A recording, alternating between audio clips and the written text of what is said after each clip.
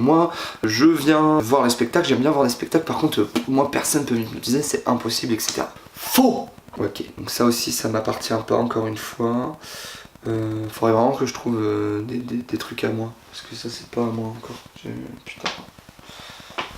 Bref, on est forcément réceptif à l'hypnose au bout d'un moment, quel que soit le degré, quel que soit le temps qu'il faut y passer ou les techniques qu'il faut aborder pour rentrer une personne sous hypnose. Tout être humain sain peut rentrer sous hypnose, a la capacité de pouvoir rentrer sous hypnose si elle le souhaite.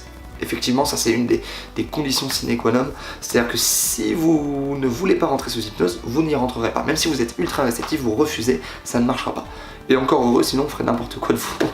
Et j'aurais plein d'argent.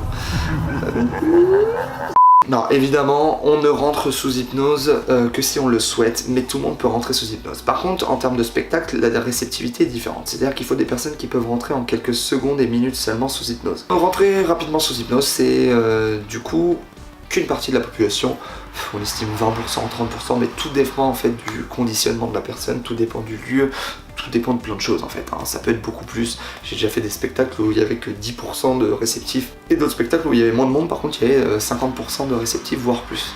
Alors, en fait, il y a une grande phrase en fait d'hypnose qui dit que toute hypnose est auto-hypnose. C'est très bien dit, je trouve. Ça veut dire que quand vous êtes hypnotisé, c'est pas moi en tant qu'hypnotiseur qui vous impose l'hypnose et c'est pas moi qui va programmer votre hypnose, si je puis dire comme ça. C'est-à-dire que je peux pas déterminer comment va être votre hypnose. Moi, je peux vous guider. Par contre, vous vous auto-hypnotisez. J'ai déjà vu des personnes monter sur scène qui étaient déjà en transe hypnotique. Des personnes qui avaient tellement envie de rentrer sur scène, être hypnotisées sur scène, que lorsque je demande de monter sur scène, je les vois avec des yeux complètement flous, un petit peu tremblantes, etc. À ce moment-là, j'ai juste besoin de claquer des doigts et la personne tombe. Alors que d'autres personnes, je vais devoir mettre un petit peu plus de temps. Ça, tout dépend de la personne, parce que ça se passe en interne. C'est la carte du monde qu'on appelle en hypnothérapie. La carte du monde, c'est que chacun, du coup, a sa carte, a sa vision des choses et a sa réaction par rapport aux choses. Mais tout le monde est hypnotisable. Les seules personnes qui ne sont pas hypnotisables sont des personnes qui ont des gros problèmes, qui ne sont pas du coup sains d'esprit, qui ont des gros problèmes psychologiques, je dirais. Une schizophrénie par exemple reconnue, c'est-à-dire une dissociation, puisque l'hypnose dissocie les deux états en fait, d'inconscient et conscient. Une personne par exemple avec de gros troubles psychologiques reconnus va être déjà dissocié, donc en fait on peut pas redissocier derrière, ou alors c'est très dangereux. Donc là c'est les seules personnes qui ne peuvent pas rentrer sous hypnose. Aussi j'en profite dans cette vidéo pour vous dire qu'on peut être hypnotisé à distance. Ça souvent c'est une question qu'on me pose et j'en profitais parce que c'était pas une question avec une réponse assez longue pour en faire une vidéo à part. On peut hypnotiser des personnes à distance et de plein de manières différentes.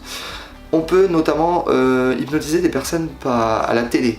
Vous avez déjà vu par vidéo. La preuve, je vais faire juste dans la vidéo prochaine, je vais faire un test de réceptivité. Et donc du coup, certains pourront ressentir déjà l'hypnose. On peut être aussi hypnotisé par écrit, ça existe, ou par téléphone, juste avec la voix. C'est utile pour des thérapeutes, notamment parfois, ou juste pour des expériences. Par exemple, un thérapeute qui a besoin de suivre une personne qui déménage. Elle est avec une personne, elle a besoin de la suivre à l'avenir pour régler son problème et elle est habituée avec cette personne. Du coup, elle va par exemple lui créer un ancrage. Ce qu'on appelle un ancrage, je vais le dire souvent dans plein de vidéos, ancrage, c'est tout simplement d'ancrer quelque chose en nous, c'est-à-dire d'aller graver quelque chose dans notre inconscient qui se reproduira hors hypnose. Exemple, je vous touche l'épaule droite, ici c'est mon épaule droite, dans ce cas-là, vous allez vous endormir instantanément, si vous le souhaitez. Par exemple, vous touchez votre épaule en vous disant « je vais rentrer en sommeil », j'en sais rien, et vous rentrez immédiatement dans un état d'hypnose. Ça, c'est un ancrage. On le met sous hypnose, sous hypnose on fait travailler la personne plus ou moins longtemps pour qu'elle ancre ça, pour qu'elle mette ça au plus profond d'elle, et après hors hypnose, hop, ça va très vite, elle y retourne très vite. C'est quand même quelque chose après à utiliser pour que ça reste.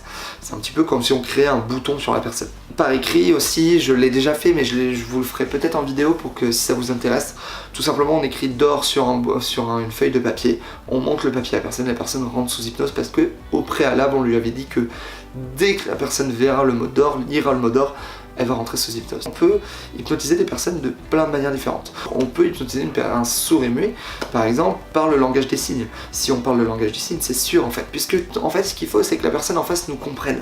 Tant qu'elle comprend les suggestions qu'on veut lui donner, peu importe que ça soit par oral, écrit, langage des signes, dans n'importe quelle langue, etc., la personne, si elle comprend, si elle reçoit bien le message, son inconscient reçoit les suggestions, dans ce cas-là, elle peut rentrer sous hypnose. Après, c'est vrai que des fois, on peut être plus réceptif face à la personne directement que à travers la télé, parce que là, c'est le côté émotionnel, le côté relationnel qui n'est pas le même. Souvent, si je fais un test en réel, j'hypnotiserai beaucoup plus de personnes qu'un test à travers une caméra, à travers une vidéo YouTube par exemple. Voilà, donc c'est tout ça pour vous dire que on peut hypnotiser des gens à distance et que tout le monde peut être réceptif, tout est question de temps. Il y a des personnes qui vont être beaucoup plus difficilement réceptives que d'autres, mais ça c'est ce qu'on va pouvoir voir dans la prochaine vidéo, parce que j'ai d'abord un petit test pour vous qui vaut ce qu'il vaut sur les écrits, etc. Je sais qu'on aime bien généralement les petits QCM, et après je vous ferai un petit test d'hypnose. En attendant, je vous souhaite une très bonne journée. À bientôt.